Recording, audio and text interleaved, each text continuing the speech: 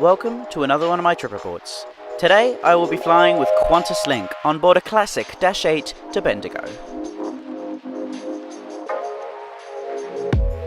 Today's trip report begins at Sydney Kingsford Smith International Airport, Terminal 3. Terminal 3 is the second of two domestic terminals here at Sydney. However, it is the only terminal Qantas uses for its services across Australia. The terminal was initially home to Trans-Australian Airlines, but became Qantas's primary domestic hub when TAA was absorbed by Qantas in 2006. The current building was designed by Howe, who are an architectural firm. The construction was completed in the year 1999. The check-in area is very large with many check-in kiosks, bag drop facilities and service desks. As usual, I decided to check in using an actual person. She was very friendly and got me seat 2 Alpha for today's flight, which is what I was hoping for. Once I had received my boarding pass and my bag was sent on its way, I proceeded through to the smaller security screening point, which is located on the left-hand side of the building. Security today was very friendly, and like usual, my camera equipment was inspected, and I was questioned about it.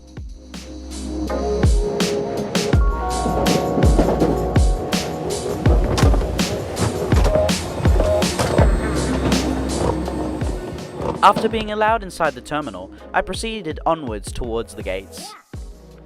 Terminal 3 in Sydney is shaped like a giant sideways V, with gates 1 to 7 being in a long corridor that starts from the main security checkpoint, and gates 8 to 14 being at the tip in a circle, and gates 16 to 19 at the southern end of the terminal. There is a food court near the majority of the gates on the western side, featuring outlets such as Mad Mex, Hungry Jack's, cafes, bars and a small restaurant. Later I learnt that there is a pharmacy here, but I'm not going to need that anytime soon. Whilst walking to my gate, I passed by the Qantas Club, which is located adjacent gate 6, which is a wide-body gate. Gates 4, 10, 11 and 13 are also wide-body gates. I decided to get some breakfast before my flight today, which I had a blueberry bagel with cream and cheese and a coffee. Small aircraft that depart from Terminal 3, generally speaking, don't depart from a regular gate, but instead depart from remote stands, which can be hard to find. However, if you go to Gate 1, you should be able to spot your aircraft out on the stands. I spotted mine out at Stand 66, which today is a de Havilland Canada -8 Q300 series aircraft, registered Victor Hotel, Tango, Quebec, Yankee. The aircraft was delivered brand new to QantasLink in October 2000, making this aircraft 22.5 years old. Once the boarding call was made, I proceeded to my gate.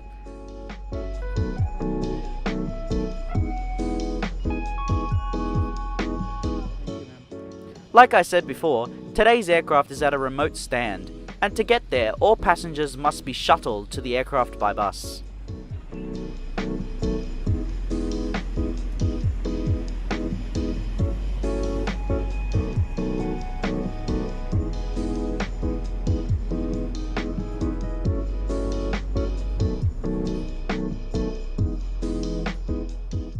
Along the way, I got to look inside the main hangar, and inside was an Airbus A380.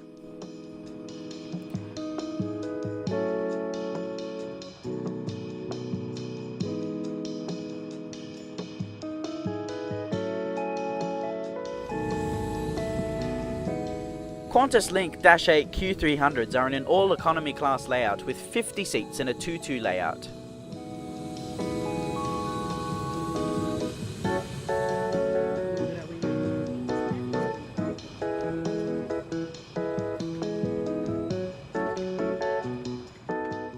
The seat has 32 inches of pitch and 17 inches of width. There is a tray table that folds down only. In the seat pocket you'll find a safety card, magazine and air sickness bags. Above are individual reading lights, air vents and flight attendant call button.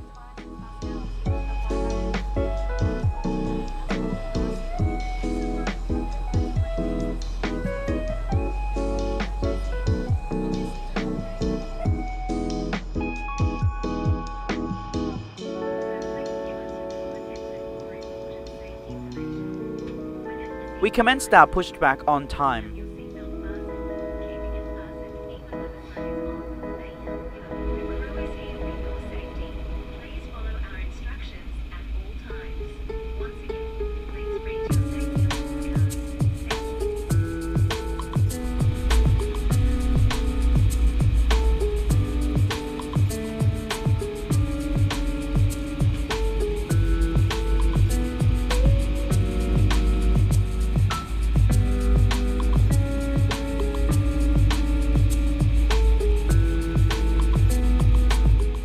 We taxied towards the Qantas terminal before being stopped by incoming traffic just before Gate 1. Whilst waiting to continue our taxi, the lone crew member handed out bottles of water to all passengers, which was a very nice touch.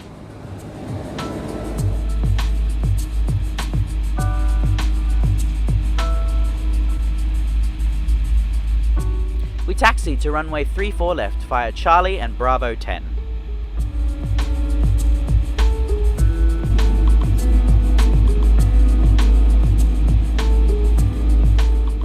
Now please enjoy this unedited takeoff footage.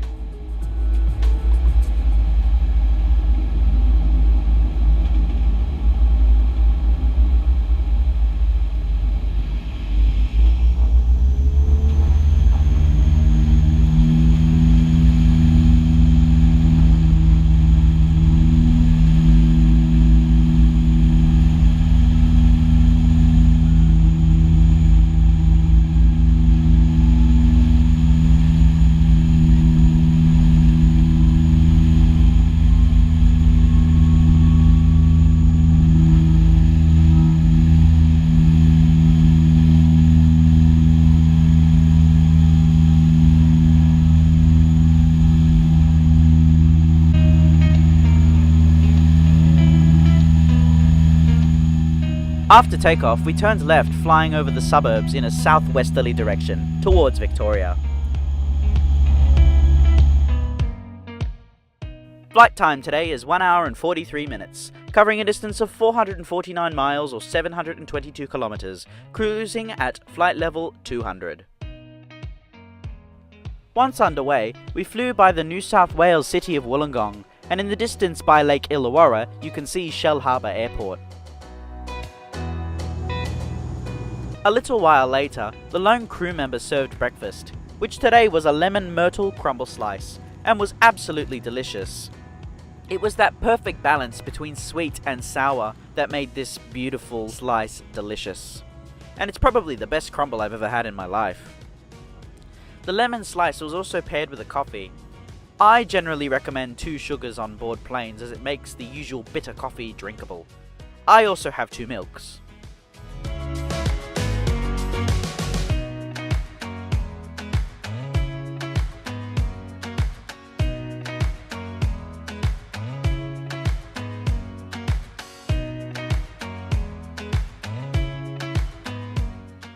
As I was eating my slice, we flew over the Capital Wind Farm and Lake George near Canberra.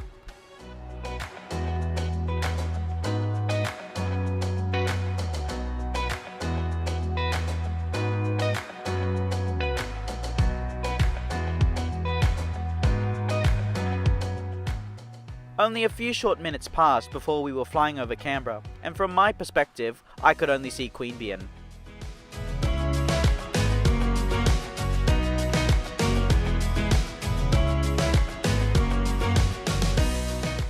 Around 30 minutes later, we flew over the New South Wales towns of Albury and Wodonga. On board the DHC-8 Q300 is only one bathroom, located at the right-hand side of the plane, just behind the cockpit. Inside is everything you'd expect, however there is no baby changing station. To activate the water when washing your hands, there is a black button just next to the tap head. Just prior to descent, we passed by the regional Victorian town of Wangaratta.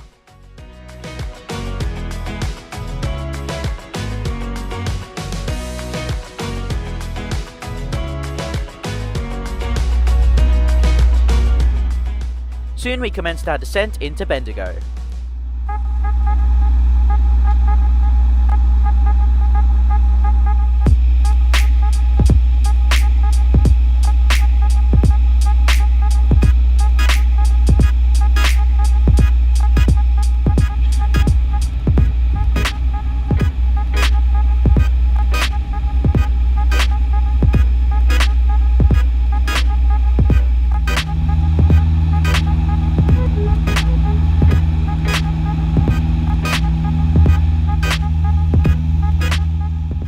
Now please enjoy this unedited landing footage.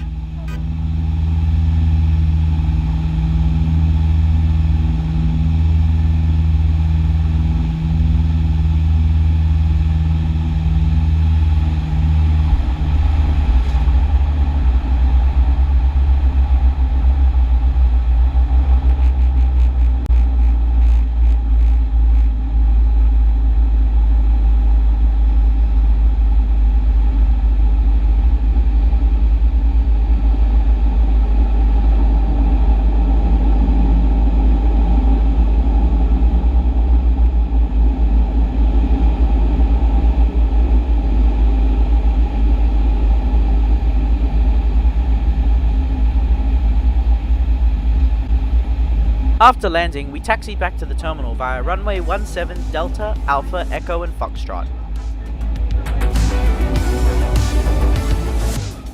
We pulled into gate 1 exactly on time.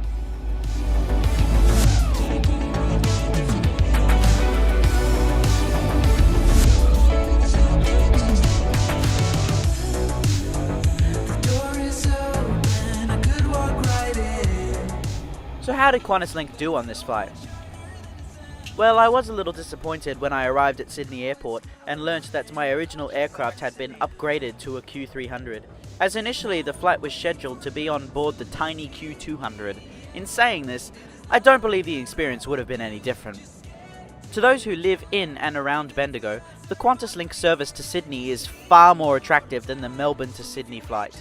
The Sydney to Bendigo route is so popular for residents and Sydneysiders that a new terminal is actually being constructed and will be ready by the end of the year.